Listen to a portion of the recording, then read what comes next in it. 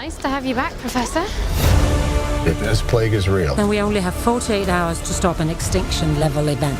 I will do everything I can to find it.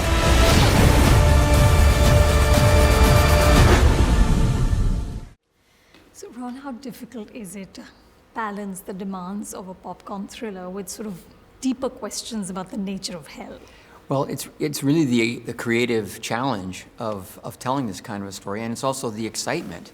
For me, as a storyteller, I'm always looking for a way to really respect the audience, give them something that's worth their time, worth their money, and it's something that they'll remember.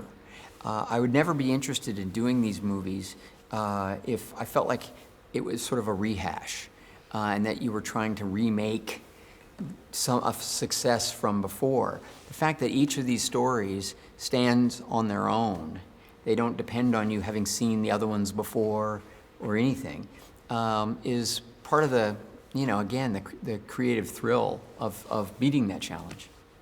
But the book that it's based on actually got some scathing reviews. The Observer said that it was dreadful, but also said that this mix of fact and fiction is intellectually fraudulent. Do those concerns come in when you're creating this? Well, in fact, they don't, because the movie is an adaptation of the novel, and so there are ideas within the novel that make for great cinematic opportunities. The mix of the past and the present, the history, particularly in Inferno, is far more grounded in plausibility than the other two, which were a little more built around dogma and challenging dogma. It's a little more philosophical in a way. This is much more present and immediate, I'd say. What is the most important quality for a director to have? I think it's a point of view. It's judgment, and there are all kinds of personalities that make movies both good and bad. But ultimately, the director is the keeper and the teller of the story, and it's understanding the possibilities and trying to rally everyone and apply their talents and their energies toward maximizing what's possible in this story.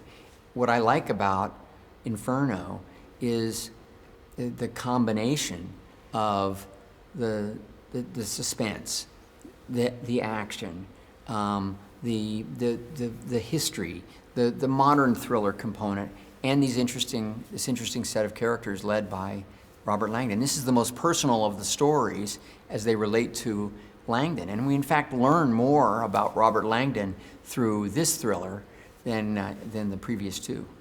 Now, you've been in the movie business. You've been telling stories in film and television for more than 50 years now. Are you hopeful about the medium, or does the state of cinema sort of get you down at times? Well, things are in flux. Things are changing. Audiences' tastes are changing. But, so that requires adjustment. And anytime we human beings have to adjust, it's not always comfortable. It's uncomfortable, yeah. But movies have never been comfortable. When they get too comfortable, then it's a little bit like manufacturing. And these should not be that way. And it's still a very young medium, this art form. And it's changing because it's an exchange back and forth with audiences, and it's a very immediate one. And so, of course it's going to change, and technology factors in. And, the question of people seeing movies on a big screen versus, their phone these all are going to factor into what storytellers choose to tell, what audiences tell storytellers they want to see, and then the storytellers finding ways to surprise the audience and say, you think all you wanted was that, but how about this? And exciting their imaginations and pushing the medium further. So it's in a constant state of change, and I think creatively, that's the good news. And I think as audience members, there are more stories to see in more different ways than ever before. And that's ultimately a very, very important and positive thing. Thank you. Thank Pleasure. you. For more videos, subscribe to Film Companion. You can also check out our website, www.filmcompanion.in.